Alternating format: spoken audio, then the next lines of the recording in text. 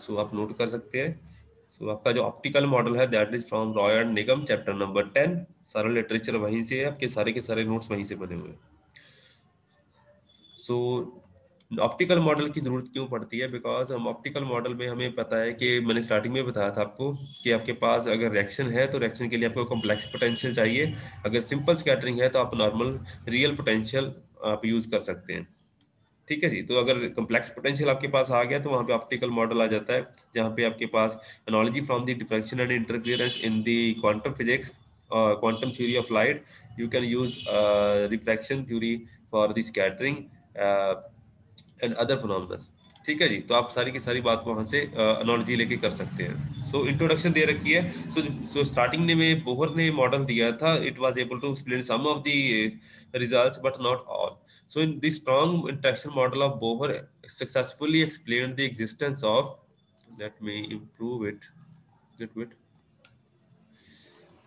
Okay. हाँ जी। The strong interaction model of the Bohr successfully explains the existence of sharp narrow resonances noted in the elastic scattering of slow neutrons by the nuclei। तो जितने भी narrow रेजोनेंसेस थे वो सारे के सारे Bohr theory explain कर पा रही थी, लेकिन जीडीआर एक्सप्लेन नहीं कर पा रही थी। That was general dipole resonance, what ever you से। ठीक है, giant dipole resonance जिसको हम बोलते हैं। So this model known as the compound nucleus Boson model was discussed in the previous chapters. We know that the mean lifetime of a compound nucleus is long. Consequently, the width of the level is sharp. तो आपके पास जो width होगी level की sharp होगी, मतलब width कम रहेगी। So the cross section in the neighborhood of a compound state is given by the Bredt-Wigner formula। तो मैंने आपके साथ Bredt-Wigner पहले डिस्कस किया हुआ है। जो रेजोनेंसेस आते थे कंपाउंड न्यूक्लियस के बारे में, उनकी विड्थ की जो शार्पनेस है वो से उसकी वजह से जो एक्सप्लेन हो पा रहे थे, लेकिन जो ब्रॉडर रेजोनेंसेस हैं वो एक्सप्लेन नहीं होंगे यहाँ पे। However, observation of giant dipole resonances, giant dipole हो सकते हैं, quadrupole हो सकता है, both with both slow and fast neutrons indicate that the concept of compound nucleus is not adequate to explain them। तो GDR जो है उसको हम explain नहीं कर पाएंगे यहाँ पे। So these resonances were observed to have cross section with a broad peak and a large width 1 MeV which varies regularly with the energy and mass number. This dependence of the cross section is in contradiction to the compound nucleus theory। तो जो उन्होंने Breach Wegener formula ने आपके पास width दी थी या उसके regarding कोई cross section predict किया था, that was not happening in this case. ठीक है, तो जो जो रिजल्ट उसने प्रेडिक्ट किए थे बोहर ने या अगर ब्रीट वेगनर ने, उसके कॉरेस्पॉन्डिंग जो रिजल्ट्स आ रहे थे those were not in agreement with respect to the GDR, giant dipole resonances और giant resonances whatever you say. So, an adequate explanation regarding both the existence and location of these giant resonances is based on the optical model। तो optical model इन दोनों को explain कर पाता है। So which is used to describe both the low and high energy phenomena। तो चाहे आपके पास low energy neutron है, चाहे आपके पास high energy न्यूट्रॉन है, उसको हम explain कर पाएंगे यहाँ पे। At low energies हमारे पास क्या रहेगा? However, it is not concerned with the fine structure resonances but rather deals with the energy average of the cross section। तो लो एनर्जी पे हम एवरेज क्रॉस सेक्शन की यहाँ पे बात करेंगे rather than absolute cross section। It is hard to obtain mono, पहली बात तो it is hard to obtain mono energetic neutrons. तो न्यूट्रॉन अनचार्ज होते हैं, जहाँ पे आपके पास जो ऑप्टिक्स होती है वो इतनी ज्यादा प्रेवलेंट नहीं रहती। अगर चार्ज पार्टिकल है उसको बेंड करना आसान है, लेकिन अनचार्ज पार्टिकल को बेंड करना मुश्किल हो जाता है। इसी वजह से मोनो एनर्जेटिक बीम जो है वो आप मैग्नेट्स लगा के या आप ऑप्टिक्स लगा के इसको सॉल्व आउट नहीं कर सकते, आप इसको मोनो एनर्जेटिक नहीं जल्दी बना सकते। So consequently, it is easier to average a large number of individual resonances caused by the energy dispersion in the neutron beam। तो न्यूट्रॉन बीम जो है उसका मोनो एनर्जेटिक नहीं बना सकते, इसलिए आपको average over the whole energy range लेना पड़ता है, जिसकी वजह से आप क्या कर सकते हैं, एवरेज इफेक्ट स्टडी करेंगे rather than the mono energetics. So the average cross section can then be studied as a function of the incident energy and the mass number। तो आप क्या कर सकते हैं बेटा, मास नंबर का स्टडी कर सकते हैं एंड उसके with respect to incident particle की एनर्जी के कॉरेस्पॉन्डिंग रिजल्ट बना सकते हैं या उसको स्टडी कर सकते हैं। तो एवरेज क्रॉस सेक्शन ही आप यहाँ पे फाइंड आउट करेंगे। So in the optical model a nucleus is represented by complex potential. तो मैंने पहले ही बता दिया था बेटा, V प्लस आयोटा W यहाँ पे हम डिस्कस करेंगे। तो imaginary part of the potential describes inelastic processes permitted by the Pauli exclusion principle and by the laws of conservation of energy. तो जो आपके पास रिएक्शंस होंगी, जो आपके पास रिएक्शन क्रॉस सेक्शन आएगा, सारे का सारा इमेजिनरी पार्ट के W के विद रिस्पेक्ट टू होगा, and it will be abided by the various conservation rules, whether it is Pauli exclusion principle or whether it is conservation of energy or momentum, something like that.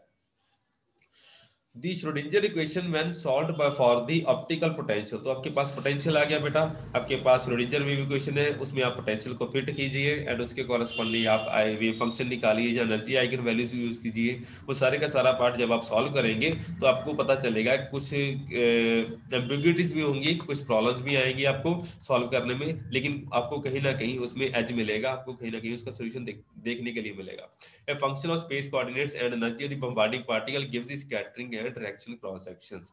तो जब आप इसको properly solve करेंगे तो आपको पता चलेगा ये इलास्टिक सरफेस स्कैटरिंग देगा या उसके रिगार्डिंग कोई और चीज दे देगा rather than simple elastic scattering या सिंपल क्रॉस सेक्शन। तो वो लेटर स्टेजेस में आएगा।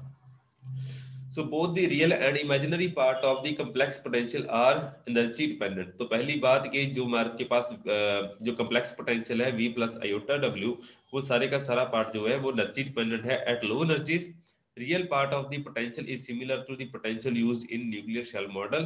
तो लो एनर्जीज पे आपको पता चलेगा जो सिंपल रियल पोटेंशियल है दैट इज V, जिसको आप 38 या 42 MeV के रिगार्डिंग लिखते थे शेल मॉडल में, वो इसी के शेल मॉडल की एनालॉजी से ही आ जाता है। The imaginary part of the potential interacts with the incident wave and attenuates it। Sorry. In addition, its value is so chosen as to produce the required mean free path of the incident particle, the target nucleus at various incident energies। तो इसको हम fit करते हैं mostly. तो आपको पता हो जाता होता है कि आपके पास टारगेट कौन सा है, इंसिडेंट प्रोजेक्टाइल कौन सा है, आपके पास मास रीजन कौन सा होगा। जितना मास रीजन होगा, जैसे 100 मास रीजन है तो उसके पैरामीटर अलग से आएंगे, 150 मास रीजन है तो उसके पैरामीटर अलग से होंगे। तो आपको पैरामीटर थोड़े से एडजस्ट भी करने पड़ते हैं कई जगह पे, एंड उसके कॉरेस्पॉन्डिंग आप रिएक्शन क्रॉस सेक्शन को चेक कर सकते हैं कैसा आ रहा है। A small value of the imaginary potential of imaginary part of the potential is correct in connection with the mean long mean free path। जितना mean free path ज्यादा होगा तो उतना ही आपका पोटेंशियल कम रहेगा and it will B interacting with the surface. तो मैंने पहले ही बताया था लास्ट फ्यू लेक्चर्स में, अगर आप इमेजिनरी पोटेंशियल की बात करेंगे तो न्यूक्लियस जो है सरफेस से ही इंटरेक्ट करेगा मोस्टली स्टार्टिंग में, अगर एनर्जी कम है तो।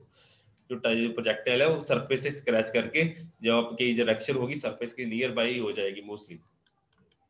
So at low energies, we expect that the attenuation of the incident beam is predominant near the nuclear surface। तो मैंने पहले ही बताया कि न्यूक्लियर सरफेस के रिगार्डिंग ही आपके न्यूक्लियर रिएक्शन जो होगी नेट दी न्यूक्लियर सरफेस ही हो जाती है मोस्टली, अगर एनर्जी कम होगी।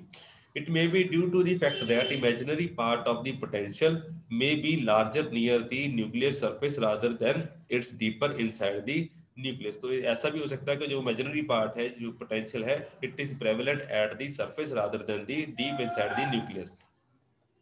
So however, as the incident energy decreases, जैसे जैसे आपकी एनर्जी बढ़ेगी तो उस केस में क्या होगा, this effect may become less important and the absorption of the incident wave may take place uniformly throughout the whole volume of the nucleus। तो आपके पास जो प्रेफरेंशियल इफेक्ट है वो सारे का सारा यहाँ पे खत्म हो जाएगा और स्फेरिकल सिमेट्री के corresponding all over the nucleus आपके पास रिएक्शन क्रॉस सेक्शन अवेलेबल होगा। So in the optical model analysis of the experimental results, both the surface and volume absorption terms are used in quite often। तो आपके पास surface volume absorption भी होगा, volume absorption भी होगा, तो दोनों terms आपके पास देखने के लिए यहाँ पे मिलेंगी। तो simplest form तो जो मैंने स्टार्टिंग में बताया था, आपके पास potential कैसा होगा, V naught minus V naught minus iota into W naught के कॉरेस्पॉन्डिंग लिखा हुआ है। नेगेटिव साइन आपके पास पता ही है क्यों होता है, बाउंड रीजन के लिए। For R less than A, nuclear radius के लेस देन इसमें होना चाहिए, जो आपका रेडियस है it should be less than A parameter that is the nuclear surface radius. So this form of the potential gives too large cross section for the elastic scattering process in the backward direction। तो ये वाला जो scattering potential लिख रहा है, जो potential दिया हुआ है, it is the square well potential mostly। तो स्टार्टिंग में हम स्केयर वेल पोटेंशियल ही लेके चलते हैं, लेकिन हमने स्टडी किया हुआ है कि अगर आपके पास शेल मॉडल पोटेंशियल है तो उसमें बेटर रिजल्ट कौन देगा, rather than spherical harmonic potential और यूर सिंपल रेक्टेंगुलर पोटेंशियल और square well potential. the Wood's section potential will be far better as compared to these all three potentials. तो Wood's section हम यहाँ पे mostly use करते हैं, तो यहाँ पे लिखा हुआ Wood's section potential which replaces the Scairwell potential by smooth out potential with a much better agreement with respect to the experimental results. तो आपके पास क्या है, जो simple potential हमने यहाँ पे लिखा था उसके with respect to Wood's section हम ज़्यादा use करते हैं as compared to Scairwell. That will give better results as compared to your normal results. ठीक है जी. So where V naught W naught R and a are the optical parameter, तो ये सारे के सारे पैरामीटर आप यहाँ पे एक्सप्लेन कर सकते हैं बेटा. So in recent years, other forms of the optical potential have been introduced to take into account the deformation of nuclei. तो अभी हमने कोई भी पोटेंशियल के फॉर्म में अभी डेफॉर्मेशन का कंसेप्ट इंक्लूड नहीं किया, अभी हमने स्पिन ऑर्बिट पोटेंशियल इंट्रोड्यूस नहीं किया, वो सारे के सारे फैक्टर हमें यहाँ पे इंक्लूड करने पड़ते हैं. ठीक है जी. तो यहाँ पे हमारे पास क्या हो गया बेटा, हमने डेफॉर्मेशन इंक्लूड नहीं की, स्पिन ऑर्बिट कपलिंग यहाँ पे इंक्लूड नहीं की, and all the also the energy region at which the experiments are being performed. एक चीज हमेशा याद रखिएगा, मैंने अभी थोड़ी टाइम पहले बताया था कि depending on your mass region, आपका कौन सा मास रीजन है उसके कॉरेस्पॉन्डिंग भी आपके पास रिजल्ट वेरी करेंगे. जैसा जैसा आपका रिजल्ट होगा उसके कॉरेस्पॉन्डिंग भी आपके रिजल्ट रीजन होगा. जैसे आपका 50 मास रीजन है उसमें जो न्यूक्लियस होंगे उसके कॉरेस्पॉन्डिंग, अगर टेक्टीशियम है 100 मास रीजन है तो उसमें टेक्टीशियम के रिजल्ट जो होंगे, प्लाटिनम के जो रिजल्ट होंगे, सिल्वर के रिजल्ट होंगे, वो एक जैसे ही होंगे मोस्टली. लेकिन अगर आप हैफनियम, लुटीशियम या किसी और आप टंगस्टन में चले जाएंगे या किसी और न्यूक्लियस की बात करेंगे 160 मास रीजन या 170 मास रीजन की, या फिर मरकरी की बात करेंगे, वहां पे जाके आपके रिजल्ट बिल्कुल डिफरेंटली बिहेव करेंगे. तो आपको रीजन का पैरामीटर भी देखना पड़ता है, आपको मास रीजन भी देखना पड़ता है आपके कौन सा मास रीजन है. सो इसकी बात करने के बाद हमारे पास क्या है बेटा, all the nuclei are not spherically symmetric, therefore deformed nuclei optical potential must be modified to include terms which represent the deviation of the nucleus from spherical symmetry, मतलब deformation. Coupling of the incident particle spin to the target nucleus spin can also be significant importance. Therefore, we have to take into account spin orbit coupling also. As the additional terms are required to be taken into account these effects. तो हमें सारे की सारी यहाँ पे terms लिखनी पड़ती हैं. तो जब आप सारे की सारी टर्म्स इंक्लूड कर लोगे तो आपके पास सिंबॉलिक रिप्रेजेंटेशन है, इसमें काफी सारे पैरामीटर आपको डिफाइन करने पड़ेंगे. इसमें आपके पास काफी सारे पैरामीटर हो जाते हैं जो आपको एडजस्ट करने पड़ेंगे आप अगर आप इस डाटा को एक्सपेरिमेंटल डाटा के साथ फिट करने की बात करें. तो there are lot of parameters, so it is not a good potential. जितने ज्यादा आपके पास फ्री पैरामीटर होंगे उतना ही बेकार मॉडल हम उसको मानते हैं. ठीक है जी. जिसको आपको खुद फिट कर सकते हैं उतना बेकार मॉडल माना जाता है. जितने कम से कम पैरामीटर हो, जितने कम से कम फ्री पैरामीटर हो, उतना ही अच्छा मॉडल उसको हम बोलते हैं. So more general form of the potential than a Wood section potential is given by this formulation. So VCR हो गया आपका कूलम पोटेंशियल हो गया, उसके पास B1 पैरामीटर हो गया, B2, B0 and T/dr of B3 and all these parameters. L is the orbital angular momentum, sigma is the spin आपके पास include हो गए बेटा, L डॉट सिग्मा आ गया, स्पिन ऑर्बिट पोटेंशियल हो गया बेटा, ये स्पिन ऑर्बिट कपलिंग वाला पार्ट आ गया. The form factors B0, B1, B2, B3, B4. Form factor का मतलब होता है आपकी distribution of the projectile and target combination. ठीक है, उसमें आपके पास इंटरनल डिस्ट्रीब्यूशन की बात हो जाती है जहां पे आपके पास ये पैरामीटर आ जाते हैं. Taken to be Gaussian and of the Woods Saxon form. तो derivative form of the potential is analogous to the Thomas spin orbit potential for an electron interaction with the Coulombic field. तो कहीं ना कहीं से ये knowledge लेके चलिए Coulombic field के regarding. Coupling of spin and orbital angular momentum is needed for the elastically scattered nucleon to be found in the polarized state after the scattering. तो सारे का सारा spin orbit potential भी हमने यहाँ पे इंक्लूड कर लिया. So मेन चीज जो मैंने बात की थी स्टार्टिंग में अभी कि potential form should by no means be considered as the most general and may even be inadequate to explain the cross section very accurately since several effects have not been taken into account. This potential form contains 19 adjustable parameters. Simplified form which reduced with reduced number of parameters however be used by the many workers। तो मैंने starting में बताया था this is not a good potential, जिसमें आपके पास 19 parameter है जो कि आपके पास फ्रीली अवेलेबल है। आप तो कोई भी कर्व फिट कर देंगे। सपोज करिए आपके पास कोई भी कर्व आ जाती है, एक्सपेरिमेंटल डाटा आ जाता है, तो आप कोई भी कर्व फिट कर सकते हैं कॉरस्पॉन्डिंग टू वेरियस पैरामीटर। हम इसको सेमी क्लासिकल मॉडल भी बोलते हैं। तो आपके पास एडजस्टेबल पैरामीटर होंगे, उसके आपके पास क्या है, कोई भी पैरामीटर एडजस्ट करके, कोई इधर से नहीं आ रहा है, ये कर्व वैसे नहीं एक्सप्लेन हो रही तो ये वाला पैरामीटर एडजस्ट कर दो, ऐसा होगा वैसा होगा, तो कर करा के आप कुछ ना कुछ करके कर्व को फिट तो कर ही दोगे। तो जैसे आपके पास क्वाड्रेटिक फिट होती है या लीनियर फिट होती है, आप ए एंड बी एडजस्ट करते हो या फिर a x square plus b x plus c explain करते हो, तो किसी ना कहीं आपके पास कोई ना कोई पैरामीटर हमेशा होता है जिसके कॉरेस्पॉन्डिंग आपके पास ये फिट हो जाएगी। तो इसीलिए हम इसको अच्छा मॉडल नहीं मानते अगर आपके पास 19 पैरामीटर होंगे जो एडजस्टेबल है। So recently, Rosenberry and Goldhaber and Auerbach arrived at the spin-dependent optical potential by analyzing and measuring 80 separate angular distribution data between 14.5 and 10.5 MeV। तो उन्होंने काफी सारे एक्सपेरिमेंट परफॉर्म किए, 80 सेपरेट एंगुलर डिस्ट्रीब्यूशन डाटा, तो काफी सारा experimental data उन्होंने study किया। उसके बेसिस के ऊपर उन्होंने पोटेंशियल को रीफॉर्मुलेट किया, जितना भी रिक्वायर्ड पोटेंशियल था उन्होंने उतना ही यूज किया है, rather than the taking out each and every part of the potential with the 19 parameters। तो उन्होंने सिर्फ उतना ही यूज किया जितना रिक्वायर्ड था। तो जो पोटेंशियल है इसमें कूलम्बिक पोटेंशियल आ गया, उसके बाद आपके पास जो डिस्ट्रीब्यूशन हो गई, उसके पास जो कम्प्लेक्स पोटेंशियल हो गया आपके पास, उसके बाद उसकी स्पिन ऑर्बिट पोटेंशियल पार्ट आ गया। ये वाला पार्ट क्या है ये बेटा, ये वाला पार्ट आपका और कुछ नहीं है, जो आपका वुड सेक्शन पोटेंशियल है with respect to the elastic scattering. ठीक है जी, तो ये वाला जो पार्ट है उसके कॉरस्पॉन्डिंग आपके पास आ जाएगा।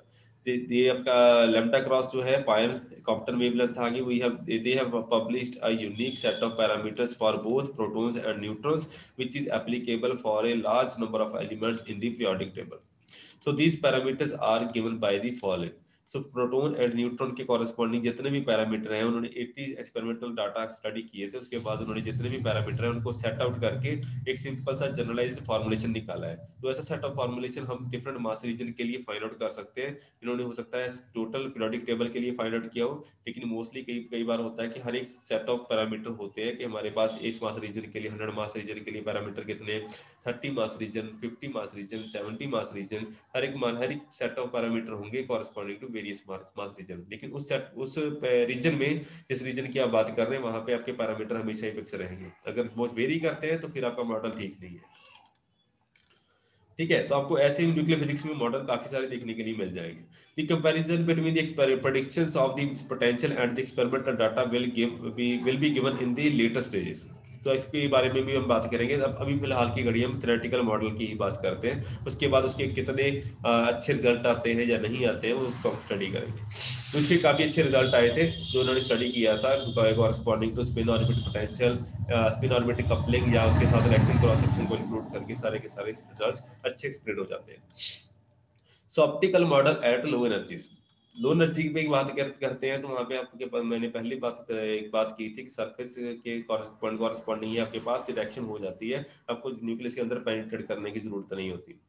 The concept of optical model applies to cross sections averaged over energy ranges delta which are larger than the separation d between the energy levels।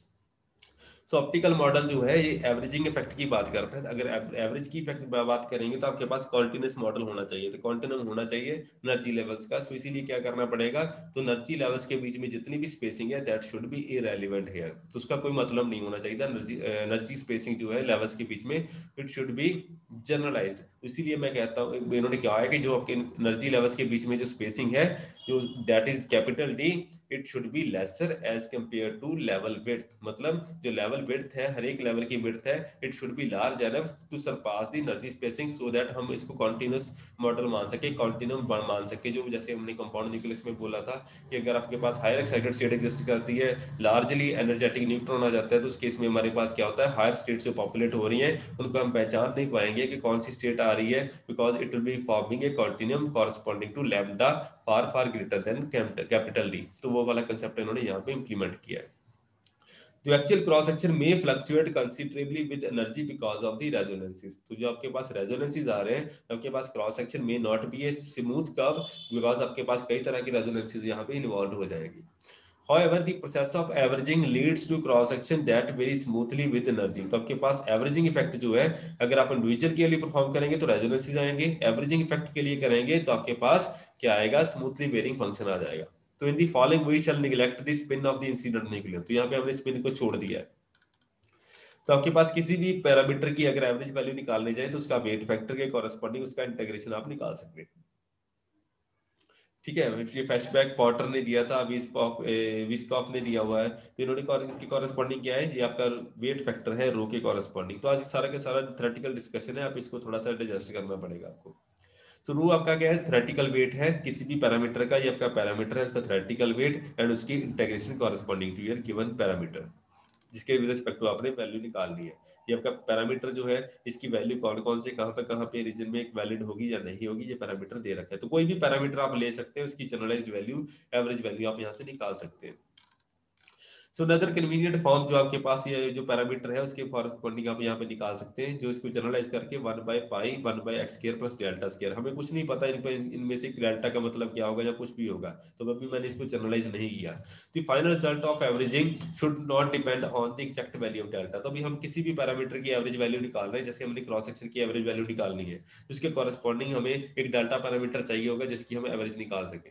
तो this is why delta is taken to be large compare to be delta. तो जब इसको हम fit करने की बात बोलते हैं, तो ये delta has to be very very large, इसको हम मान के चलते हैं कि लेवल विड्थ के कॉरेस्पॉन्डिंग ये आ रहा है, it should be greater than as compare to D and the energy that has to be separation between the levels. तो ये जनरलाइज्ड पैरामीटर्स है।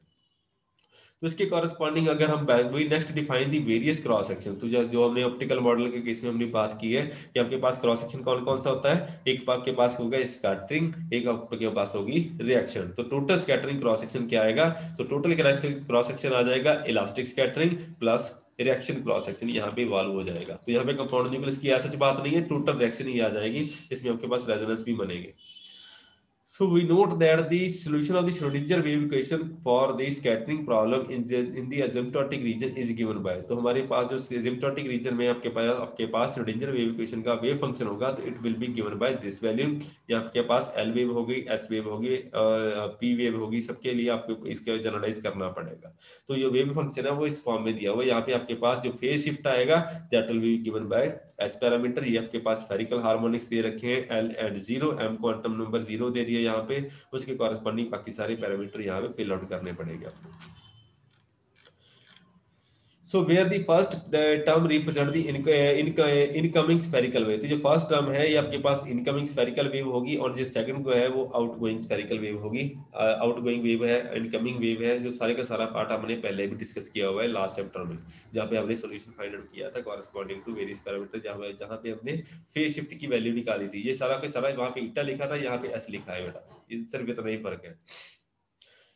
Where the first term represents the ingoing spherical wave, the second term correspond to the outgoing wave modified by the scattering factor, modified by the factor due to the scattering, and h cross k is the momentum in the center of mass wave, and SL, which is the amplitude of the outgoing scattered wave, is related to the phase shift delta। तो ये phase shift के साथ related है, इसको ईटा के साथ भी हम लिखते हैं।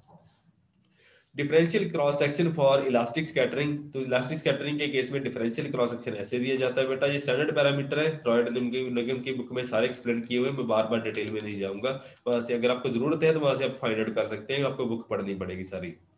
सो इसके यहाँ से आप निकाल सकते हैं इलास्टिक स्कैटरिंग क्रॉस सेक्शन जो है, इसकी वैल्यू आप फाइंड आउट कर सकते हैं। और ये आपके पास जो 1 माइनस ईटा स्क्वायर आता था वहां पे, यहाँ पे 1 माइनस एस स्क्वायर आ रहा है बेटा, तो और कुछ नहीं फर्क है, ईटा को या वहां पे जो हमने पहले फाइंड आउट किया था एस के साथ रिप्लेस कर दीजिए, दैट्स ऑल, इससे ज्यादा आपने कुछ चेंज नहीं करना। तो रिएक्शन क्रॉस सेक्शन है, इसके कॉरेस्पॉन्डिंग भी हमारे पास यहाँ पे एस ये कॉरेस्पॉन्डिंग वेक्टर आ जाएगा, इसको हम आर सिग्मा आर के साथ रिलेट करेंगे। तो टोटल क्रॉस सेक्शन जो है इन दोनों का सम हो जाएगा बेटा। ठीक है जी, तो कैरिंग आउट एवरेज, इसकी हम एवरेज ले लेंगे। अगर एवरेज फाइंड आउट करने की बात करी है तो हमने जो पहले फाइंड आउट किया है, पहले डिफाइन किया है, उसके कॉरेस्पॉन्डिंग जब आप एवरेज निकालेंगे तो आपने सिर्फ फाइनल रिजल्ट लिखना है, टोटल क्रॉस सेक्शन के कॉरेस्पॉन्डिंग आपके पास ऐसी वैल्यूज आ जाएंगी।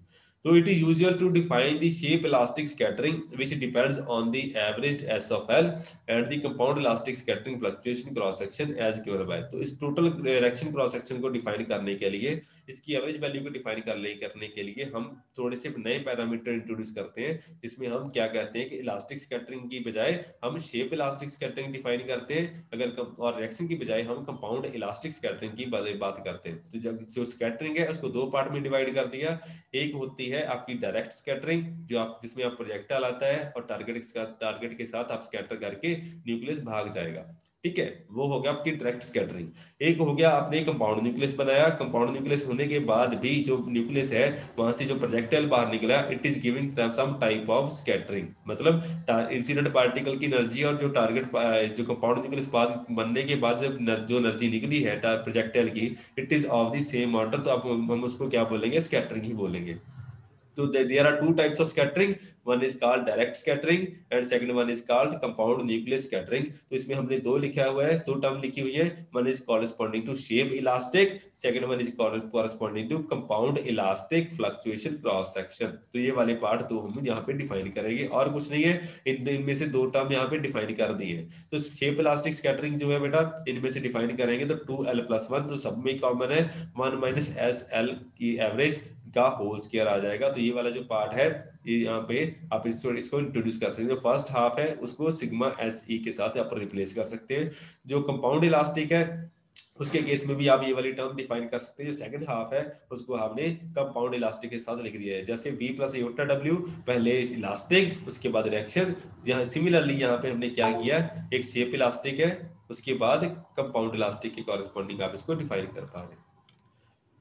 The shape elastic cross section correspond to direct elastic scattering without the formation of the compound nucleus. तो सारे का सारा जो compound nucleus cross section है, the crossing for the formation of the compound nucleus is defined by this value. तो सारे के सारे हम अगर डिफाइन कर दें प्रॉपरली तो आपके पास एक सिंपल सी टर्म आ जाती है कि इलास्टिक स्कैटरिंग को आप कैसे लिख सकते हैं कि आपके पास शेप इलास्टिक स्कैटरिंग होगी या फिर कंपाउंड इलास्टिक स्कैटरिंग होगी, तो दोनों में से एक चीज तो होगी। अगर रिएक्शन क्रॉस सेक्शन है, रिएक्शन क्रॉस सेक्शन में आपके पास क्या हो जाएगा बेटा, total cross section for the compound nucleus, उसमें से क्या माइनस करना है, अगर रिएक्शन निकालनी है तो रिएक्शन के कॉरेस्पॉन्डिंग आपके पास इलास्टिक को माइनस करना पड़ेगा। तो total cross section for the compound nucleus it will be sum of reaction cross section as well as scattering. तो स्कैटरिंग इसमें से माइनस कर दी। तो हमने क्या किया, यहाँ पे स्कैटरिंग को माइनस कर दिया है और हमने ओनली कंपाउंड न्यूक्लियस में से रिएक्शन को रखा है बेटा, बिकॉज कंपाउंड न्यूक्लियस में दो तरह की रिएक्शन होगी, one will be reaction, second one will be your elastic scattering. तो टोटल के केस में हमारे पास क्या बना बेटा, एक इलास्टिक स्कैटरिंग हो गया, एक कंपाउंड न्यूक्लियस इंटरेक्शन होगी, ठीक है बेटा। तो interaction of the incident wave with the real part of the optical potential leads to the shape elastic scattering. A part of the incident wave is also absorbed in interaction with the imaginary part of the optical scattering leading to the formation of the compound nucleus which may exhibit itself in the form of the compound nucleus. तो मैंने सारे का सारा part आपको पहले ही बता दिया।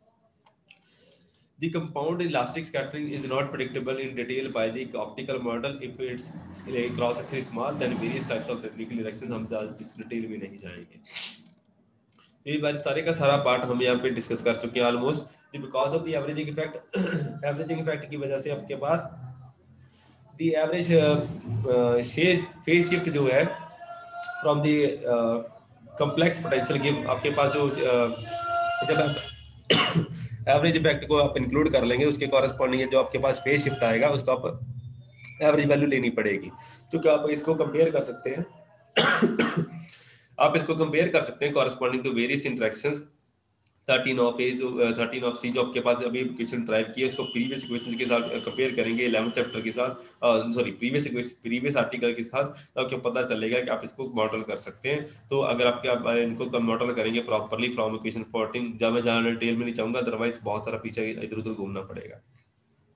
हम इसको बात कर सकते हैं the cross section for the formation of the compound nucleus instead of the reaction cross section. हम इसको बात कर सकते हैं for from equation 14 we find out that elastic जो इलास्टिक स्कैटरिंग है उसके कॉरेस्पॉन्डिंग अगर आपके पास रिएक्शन क्रॉस सेक्शन है, it will be approximately of the order of surface elastic scattering अगर आप इलास्टिक स्कैटरिंग को मॉडल कर रहे हैं in terms of surface elastic scattering, तो आपको चेक करना पड़ेगा आपकी एनर्जी रेंज कौन सी है। तो अगर आप 10, मैं सीधे सीधा बता देता हूँ, अगर आपकी 10 MeV के आसपास की एनर्जी रेंज है, ना तो ज्यादा कम है एनर्जी, ना ही ज्यादा है, उसके कॉरेस्पॉन्डिंग आप इलास्टिक स्कैटरिंग को सरफेस इलास्टिक के कंपेयर कर सकते हैं, या फिर जो रिएक्शन क्रॉस सेक्शन है उसको कंपाउंड के साथ कंपेयर कर सकते हैं। मतलब अगर आपकी एनर्जी रेंज है ना तो ज्यादा कम है ना ही ज्यादा है, उसके कॉरेस्पॉन्डिंग अगर 10 MeV के 8 से 10 MeV के बीच में आप अगर अलाई कर रहे हैं, तो आपके जो रिजल्ट है ऑप्टिकल मॉडल के कॉरेस्पॉन्डिंग आपके रिजल्ट एक्सप्लेन होंगे, अदरवाइज मुश्किल हो जाती है।